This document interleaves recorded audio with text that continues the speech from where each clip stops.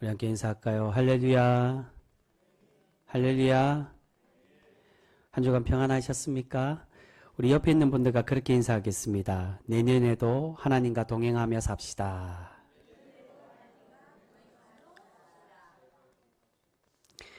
여러분, 오늘은 2025년 마지막 주일입니다.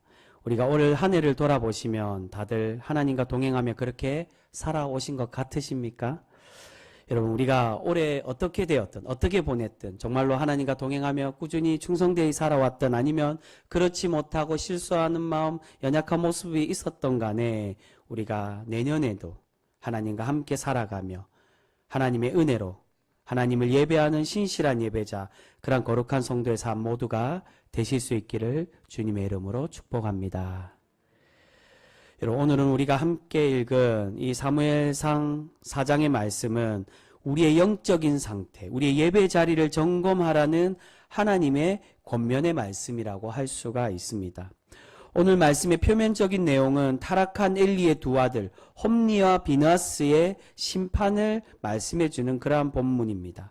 하지만 오늘 말씀은 단순히 엘리의 두 아들의 재앙만을 말하는 것이 아니라 하나님을 진정으로 찾지 않고 하나님을 진정으로 예배하지 않는 하나님의 백성 이스라엘에 대한 그 전체, 이스라엘 백성들 전체에 대한 하나님의 경고의 말씀이라고 할 수가 있습니다. 지금 이스라엘은 블레셋과의 전쟁이 시작되었습니다. 두 나라는 각각 아벡과 에베네셀에서 진을 치고 싸우게 되었습니다. 그런데 첫 전투 때 어떻게 되었습니까? 2절에 보시면 이스라엘이 패하여서 4,000명가량이나 죽게 되었다라고 말씀합니다.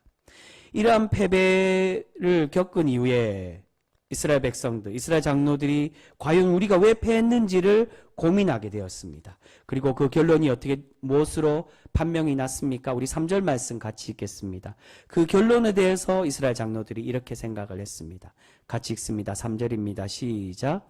백성이 진영으로 돌아오매 이스라엘 장로들이 이르되 여호와께서 어찌하여 우리에게 오늘 블레셋 사람들 앞에 패하게 하셨는고 여호와의 언약궤를 실로에서 우리에게로 가져다가 우리 중에 있게 하여 그것으로 우리를 우리 원수들의 손에서 구원하게 하자 하니. 아멘. 여러분, 지금 이 말씀은 이스라엘의 영적인 상태를 말해주는 본문이라고 할 수 있습니다. 앞에 우리 지난주에 우리가 함께 나누었던 3장 1절과 2절에 보시면 엘리의 눈이 점점 어두워져서 하나님의 말씀이 흔히 나타나지 않았다라고 말씀하고 있습니다. 그런데 이 말씀이 엘리의 눈만 어두워졌다는 그런 의미일까요? 그렇지가 않다는 것입니다. 엘리 제사장은 단순히 백성들의 대표로서 그들의 신앙을 대변하고 보여주는 그러한 사람입니다. 지금 타락한 엘리의 집안은 하나님을 왕으로 모시지 않고 하나님을 찾지 않는 이스라엘 백성들의 영적인 상태를 말씀해 주고 있다는 겁니다. 엘리의 눈이 어두워졌다는 건 엘리만 어두웠던 것이 아니라, 그래서 하나님 말씀이 나타나지 않았다는 것이 아니라 엘리를 통해 이스라엘의 전역의 영적 상태, 하나님의 백성들이 다 하나님과 멀어져 있고 하나님을 향한 그 영적인 눈이 어두워져 있음을, 그리하여 하나님의 말씀과 이상이 하나님의 백성들에게 나타나지 않았다는 것입니다. 여러분, 지금 이스라엘이 왜 블레셋에게 패하게 되었습니까? 표면적으로는 엘리의 두 아들 홈니와 비느하스의 죄악 때문이었습니다. 하지만 더 큰 의미에서는 바로 이스라엘 전체의 타락한 신앙 때문이었다는 것입니다. 지금 이스라엘 장로들은 자신들의 패배한 이유가 하나님이 없어서가 아니라 무엇이 없었다라고 이야기하는 것입니까? 언약궤가 없어서라고 말하고 있는 것입니다. 그래서 후반에 보시면 왜 하나님이 우리에게 패하였는가라고 그렇게 이야기하고 우리가 이기기 위해서 무엇을 가져와야 된다고요? 우리에게 실로에서 언약궤를 가져와서 우리 중에 있게 하여 그것으로 우리를 우리의 원수의 손에서 구원하게 하자라고 이야기하고 있습니다. 하나님의 능력과 하나님의 은혜가 아니라 그것으로, 그 언약궤로 원수를 물리칠 수 있다라고 고백하고 있는 것입니다. 분명히 언약궤라는 것은 하나님의 임재를 상징하고 하나님께서 이 언약궤와 함께 하심을 나타내는 그러한 상징물입니다. 이스라엘 백성들이 가나안에 입성할 때 무엇을 앞에 세워 요단강을 건너게 되었습니까? 이 언약궤를 앞세우고 강을 건넜을 때 홍해와 같이 요단강이 갈라져서 하나님의 기적으로 요단을 건널 수가 있었습니다. 가나안 정복 때도 마찬가지였습니다. 언약궤를 앞세워서 싸웠을 때 전쟁에서 승리를 하도록 하나님이 은혜를 베풀어 주셨습니다. 분명 하나님은 하나님의 임재와 하나님의 만남의 장소, 쉬운 자에 임하시고 하나님의 백성들과 이곳에서 만나 주시겠다라고 분명히 약속해 주셨습니다. 그런데 무엇이 문제라는 것입니까? 지금 이스라엘 장로들은 하나님을 찾고 있는 것이 아니라 단순히 하나님의 임재의 상징으로 알려진 언약궤라는 이 성물만을 찾고 이 성물을 의지하고 있었다는 것입니다. 이들은 단순히 하나님을 모시고 오기만 하면 된다라고 그렇게 착각하고 있는 것입니다. 여러분, 하나님이 계시는 곳이 하나님의 성전이고 그 성전 안에 있는 언약궤, 바로 그 안에 있는 시은 자와 속죄소이기에 이 언약궤만 모시고 오면 하나님께서 우리와 함께 해 주실 것이라고 이스라엘 백성들은 착각을 하고 있었습니다. 그런데 여러분, 우리가 하나님을 만나기 위해서는 어떻게 해야 되는 것입니까? 하나님의 임재도 필요하지만 하나님도 모셔와야 되지만 또 마찬가지로 무엇이 필요하다는 것입니까? 바로 우리가 하나님께로 나아가는 헌신된 모습 또한 분명히 필요하다는 것입니다. 많은 신앙인들이 착각하는 것이 이 부분입니다. 우리가 교회에 나와서 하나님이 우리의 예배 가운데 임하여 주시면 우리가 하나님을 만나고 하나님의 은혜로 충만히 채워진다라고 그렇게 생각을 합니다. 그런데 중요한 것은 하나님도 우리에게 임하셔야 되지만 우리 또한 하나님께 나아가며 하나님을 만나려고 노력하는 신실한 신앙의 고백이 필요하다는 것입니다. 여러분, 이것이 바로 하나님과 우리와의 영적인 교제, 예배의 진정한 의미라고 할 수가 있습니다. 여러분, 하나님께 드리는 예배, 하나님과 영적인 사귐은 수동적인 것이 아닙니다. 하나님께서 우리를 억지로 조종하셔서 예배에 나오도록 그렇게 만드시는 것이 아니라는 것입니다. 중요한 것은 우리가 자원하고 우리의 중심이 진실함으로 하나님께 드리고 나아가는 그 모습 또한 분명히 필요하다는 것입니다. 그런데 그렇게 하나님께로 나아가는 가장 기본적인 자세가 무엇이겠습니까? 바로 자복하고 회개하는 마음으로 하나님께 나아가야 될 줄 믿습니다. 지금 엘리의 눈은 어두워지고 엘리의 두 아들은 죄악에 찌들어서 회개할 줄 모르는 악한 자녀들로 변질되었습니다. 이들의 모습은 단순히 영적 지도자들의 타락만을 말하는 것이 아니라 이스라엘 전체의 삶 속에서 그들이 하나님을 찾지 않고 하나님을 멀리하고 있었음을 우리에게 말씀해 주고 있는 것입니다. 지금 하나님께서 바라시는 것은 이 이스라엘 장로들이 단순히 쉽게 가지고 올 수 있는 언약궤를 드리는 것이 아니라 하나님께 회개하고 하나님께 엎드려야만 했다는 것입니다. 그리고 하나님께 간절히 기도하여 하나님 우리를 불쌍히 여겨달라고 우리의 죄를 깨닫게 하여 주시고 우리의 죄를 사하여 달라고 하나님께 매달려야만 했습니다. 그런데 이스라엘은 그렇지 않고 쉬운 방법, 하나님의 임재의 상징 그 외형만이 있으면 하나님께서 우리와 함께 하실 것이라고 그렇게 착각하고 있었다는 것입니다. 여러분, 오늘의 이 말씀은 우리에게 큰 도전을 주는 그러한 말씀이라고 할 수 있습니다. 왜냐하면 하나님의 교회는 분명히 하나님께서 거하시고 하나님께서 우리와 만나 주시는 그러한 장소입니다. 그런데 우리가 교회만 나오기만 하면 하나님께서 과연 우리를 만나 주실까요? 또는 예배 시간마다 꼬박꼬박 잘 지키고 예배 자리만 잘 지키면 하나님께서 우리를 만나 주시고 우리에게 복을 내려주신다는 것일까요? 그렇지가 않다는 것입니다. 우리 하나님, 우리가 단순히 몸만 교회에 나오는 것을 원하는 것이 아니라 우리의 중심이 우리의 마음의 진실함으로 하나님을 찾고 하나님의 은혜를 구하는 예배자가 되기를 원하고 계시는 줄 믿습니다. 여러분, 우리가 예배 자리는 지키지만 아무런 감동도 없고 자신의 죄와 잘못을 회개하지도 않고 그것에서 변화되려고 노력하지 않는데 그 모습이 어떻게 하나님과의 진정한 영적인 교제의 모습이라고 할 수가 있겠습니까?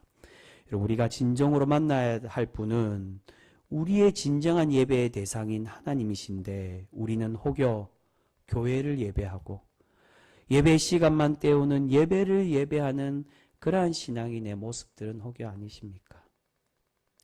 무슨 말인지 잘 이해 못하시는 그런 분들도 가끔 예배를 예배한다는 게 뭐지? 하나님을 예배하는 게 아니라 그저 이 예배 자리에 나와서 찬양하고 기도하면 하나님이 나의 예배를 받으시겠지라고 생각하는 그런 아니라는 우리의 신앙의 고백이 바로 예배를 예배한다는 것입니다. 여러분, 지금 엘리와 이스라엘이 바로 그런 영적인 눈이 어두워져서 하나님의 말씀을 듣지 못하고 하나님을 왕으로 섬기지 못했던 것처럼 우리의 신앙의 모습도 이렇게 참된 예배를 드리지 못함으로 하나님을 진정으로 만나지 못하는 그런 헛된 예배의 모습으로 살아가게 되는 것을 볼 수 있습니다. 여러분, 오늘 이스라엘은 하나님을 진정으로 찾지 않고 우리로 보면 우리와 마찬가지로 교회와 같은 하나님이 임재하시고 하나님이 거하시는 교회와 같은 이 언약궤만을 찾고 그것을 모시고 오며 하나님이 우리와 함께 하신다라고 그렇게 착각하여서 하나님께 책망받는 그런 백성이 되고 말게 되는 것을 볼 수 있습니다. 그런데 여러분, 여기서 장로들이 회개 없이, 이스라엘 백성들이 회개 없이 진실한 고백은 없이 언약궤만을 가지고 오므로 하나님께서 이스라엘과 함께 하시지 않으셨기 때문에 이렇게 패한 것일까요? 그렇지는 않다는 것입니다. 분명 하나님은 지금 이 블레셋과의 전쟁 가운데 이스라엘과 함께 하셨습니다.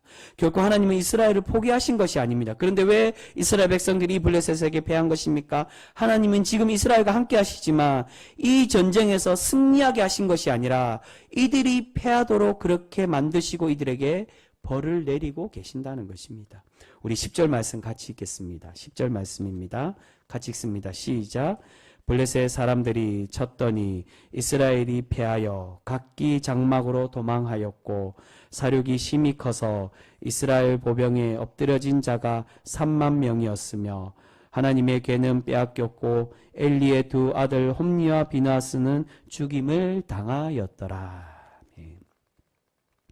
여러분, 분명 하나님은 이스라엘과 함께 하셨습니다. 그렇기에 처음 언약궤가 왔다는 소식을 듣고 블레셋은 어떻게 했습니까? 겁을 먹고 있었습니다. 이스라엘 진영에 저들이 믿는 하나님을 모시고 왔다고, 전쟁의 신 이스라엘을 애굽에서 구원하였던 그 하나님이 들어옴으로 우리가 이제는 지게 되는구나라고 이 모습에 두려워하며 떨고 있었습니다. 그런데 다시 전쟁했을 때 그 결과가 어떻게 되었습니까? 이스라엘이 더 큰 패배로, 처음에는 4,000명이 죽었지만 이제는 그것에 몇 배나 되는 3만 명이 넘는 인원이 죽는 큰 패배를 이스라엘이 겪게 되었다는 겁니다. 하나님은 지금 이스라엘에게 심판의 하나님으로 함께 하고 계시는 것입니다. 이렇게 이스라엘이 하나님께 책망을 받는 것은 이어서 나오는 엘리의 모습에서도 또다시 이스라엘의 영적인 나태함을 우리가 찾을 수가 있습니다. 우리 그 말씀 13절 말씀입니다.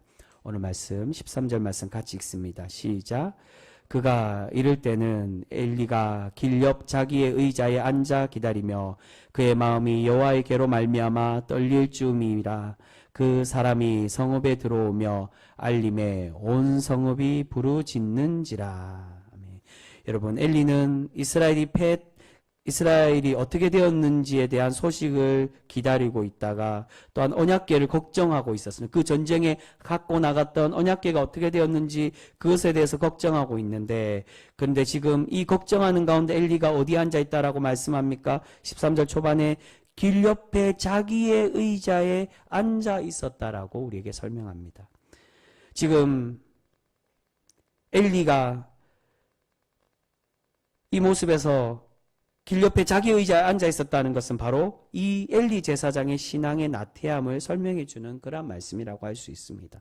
이전에 엘리가 영적으로 민감하고 하나님의 음성을 들었을 때는 어디에 앉아 있었습니까? 바로 하나님의 전 문설 옆에 앉아 있었다라고 말합니다. 우리 그 말씀 한번 찾아보겠습니다. 우리 앞에 한참 전에 나왔던 1장 9절 말씀입니다. 사무엘상 1장 9절 말씀. 엘리와 한나의 대화 속에 있는 말씀입니다. 우리 1장 9절 말씀 같이 읽습니다. 시작. 그들이 실로에서 먹고 마신 후에 한나가 일어나니 그때 제사장 엘리는 여호와의 전 문설주 곁 의자에 앉아 있었더라. 아멘. 지금 한나를 축복하고 있는 장면입니다. 그런데 엘리가 하나님의 축복을 선포하고 하나님의 권능이 나타날 때는 어디에 있었다라고 말합니까? 하나님의 성전 문 옆에 앉아 있었다라고 말합니다. 엘리의 영적 상태를 말합니다. 하나님 곁에 있고 하나님과 함께 하나님의 음성을 듣기 위해 그곳에 앉아 있었지만 그 다음에 나오는 사무엘의 그 모습도 마찬가지입니다. 엘리는 자신의 처소에서 잠을 잤지만 새롭게 하나님께서 선택하신 제사장 사무엘은 하나님의 전에서 하나님의 음성을 듣기를 준비하고 있었습니다.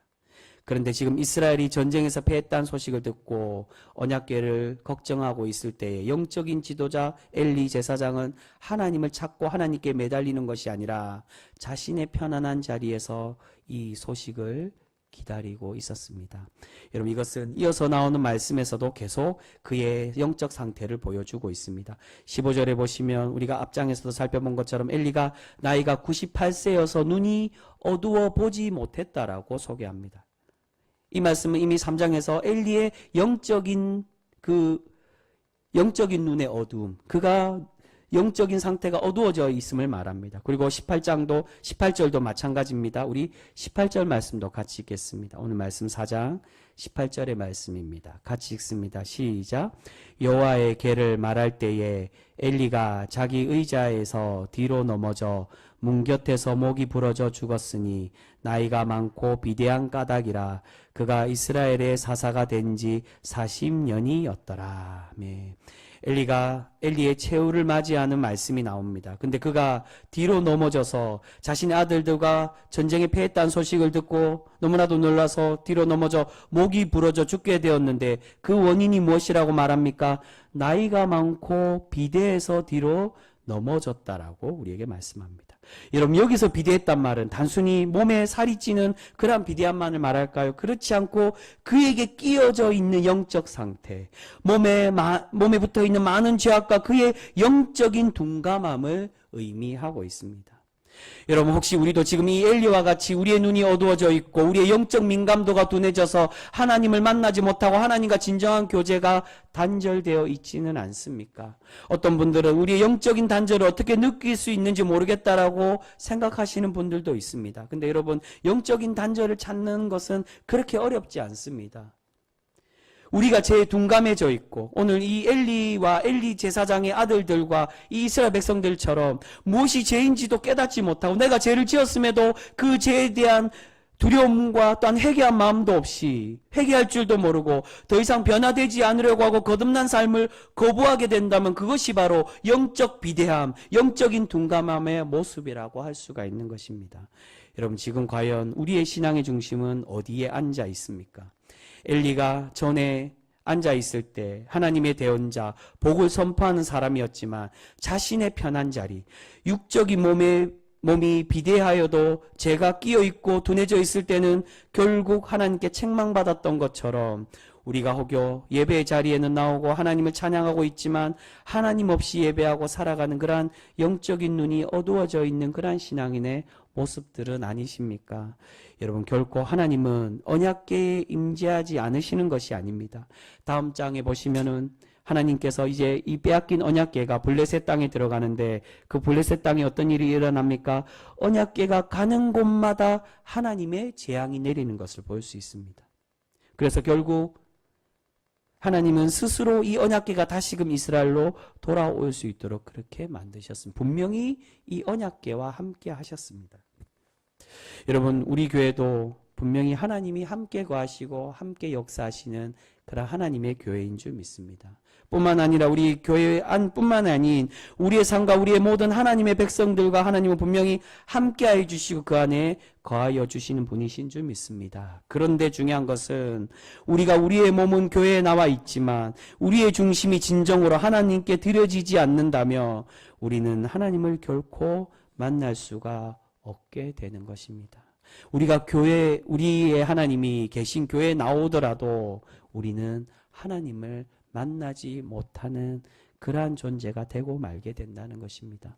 사랑하는 성도 여러분, 우리가 이제 눈에 보이는 언약궤, 교회의 건물과 예배 시간이라는 외형만을 보는 것이 아니라 우리를 진정으로 만나기 원하시는 하나님께 나아가고 우리의 중심을 들이며 우리의 죄악을 진실되게 회개하는 은혜의 백성, 그런 거룩한 성도 우리 모두가 되실 수 있기를 소망합니다. 여러분, 후반부에 보시면 비나스의 아내가 모두가 다 죽었다고, 자신의 시아버지와 자신의 남편이 하나님의 심판으로 죽었다는 소식을 듣고 뱃속의 아기를 조산하게 되는 것을 볼 수 있습니다. 그리고 죽기 전에 이 아기의 이름을 어떻게 붙입니까? 이가봇이라고, 즉 하나님의 영광이 떠났다라고 고백하며 죽음을 맞이합니다. 여러분, 아들을 낳는다는 것은 당시에 너무나도 큰 영광이고 축복의 시간입니다.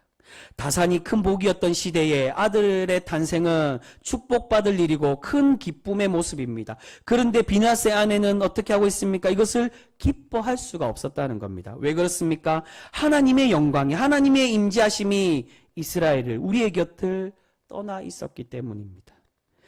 여러분, 우리가 신앙생활을 편하게 하고 잘못을 저질러도 하나님께서 아무런 책망을 하지 않으시는 것을 우리가 결코 기뻐해서는 안 됩니다. 겉으로는 그것이 평안인 것 같지만 하나님께서 우리를 떠나시면 아무리 우리가 좋은 것을 가지고 있어도 그것은 참 행복, 참된 하나님의 평안이라고 할 수가 없는 것입니다. 그래서 지금 비나스의 아내는 바로 하나님의 영광이 떠났다는 진정한 의미를 알고 아들을 낳았음에도 기뻐하지 못하고 슬퍼하고 있는 것입니다. 이 영광의 시가, 나의 기쁨의 시가, 내가 아들을 얻었구나라는 그것에 기뻐하지 못하고 이 모든 삶의, 이 육체의 즐거움이 아닌 진정한 나의 주인 되신 하나님이 우리의 곁을 떠났기에 그가 슬퍼하며 그렇게 마지막을 맞이하고 있습니다. 여러분, 위대한 신앙인 다윗이 밧세바를 범하고 나단 선지자에게 책망을 받는 말씀이 나옵니다. 그리고 하나님께 회개하며 기도를 하는데 그때 다윗은 이렇게 기도합니다. 시편 51편 11절에 보시면 다윗의 기도가 나옵니다. 다윗은 이렇게 말씀하며 고백합니다. 나를 주 앞에서 쫓아내지 마시며 주의 성령을 내게서 거두지 마소서. 여러분, 무슨 뜻입니까? 하나님, 나를 떠나지 말아 달라고. 제발 나를 용서해 주시고 나와 함께하여 주시는 그 은혜를 내게서 거두지 마시고 하나님의 그 동행하시는 은혜를 나에게 동일하게 내려달라고 하나님께 간구하며 기도하고 있는 것입니다. 위대한 신앙인 다윗은 하나님이 떠나는 벌이 얼마나 큰 벌인지를 잘 알고 있었기에 하나님께 이렇게 간절히 기도하고 있는 것입니다. 여러분, 언약궤의 덮개에 하나님의 임재하시는 시은자가 있습니다. 이 덮개 위에 두 개의 그룹이 있고요. 이 그룹이라는 게 천사의 모습을 한 날개로 덮고 있는 것을 볼 수 있습니다. 근데 그 가운데를 시은자 또는 이 속죄소라 그렇게 말합니다. 근데 이게 이 시은자를 히브리어 원어로 카포레트라고 되어 있습니다. 전에 출애굽기 말씀을 함께 나눌 때 잠깐 설명을 드렸습니다. 근데 이 카포레트란 말은 원래 그냥 덮개라는 뜻입니다. 근데 우리말에서 이 덮개를 단순히 덮개라고 쓰지 않고 시은자라고 말하고 속죄소라고 부르는 것은 이 덮개가 단순한 덮개가 아니기 때문입니다. 여러분, 하나님께서 무엇을 덮으시겠다는 겁니까? 바로 우리의 죄를 덮어주시고 우리를 사랑의 날개로 덮으시고 안아주시겠다라는 그 의미를 우리에게 말씀하고 있는 것입니다. 사랑하는 성도 여러분, 우리를 사랑으로 덮어주시는 하나님께 우리의 중심을 드리며 하나님을 진정으로 만나기를 소망하는 그런 거룩한 성도 우리 모두가 되실 수 있기를 소망합니다. 우리가 그렇게 진실된 고백으로 하나님께 나아갈 때 하나님께서 반드시 우리를 만나주시고 우리에게 참 평안과 하나님의 복으로 날마다 우리를 채워가 주실 줄 믿습니다. 여러분, 외형이 중요한 것이 아닙니다. 하나님은 우리의 중심을 받으시는 것입니다. 그래서 성경에 특히나 사무엘서에 계속 이야기하는 것이 무엇입니까? 외형이 중요한 것이 아니라 기름보다, 쇠양의 기름보다, 우리의 제사보다 더 중요한 거, 하나님께 회개하며 중심을 다하여 드리는 그 예배, 그 예배를 하나님이 우리를 받기 원하신다라고 성경은 우리에게 그렇게 증언해 주고 있습니다. 사랑하는 성도 여러분, 우리가 자리만 지키고 내가 직분 받는 것에 그것에만 만족하는 것이 아니라 가장 낮은 자리로, 하나님의 예배의 자리로, 솔로몬이 죄를 지었을 때 자신이 왕으로서 하나님께 회개한 것이 아니라 하나님, 제가 죄인입니다. 이 죄를 불쌍히 여겨주시고 나를 떠나지 말아달라고 그렇게 간절히 기도하며 하나님의 은혜를 다시 구했던 것처럼 우리가 날마다 주님과 만남에 살아가길 소망하며 하나님을 부여잡고 하나님과 동행하며 살아가실 수 있는 그런 복된 성도 우리 모두가 되실 수 있기를 주님의 이름으로 축복합니다. 기도하겠습니다.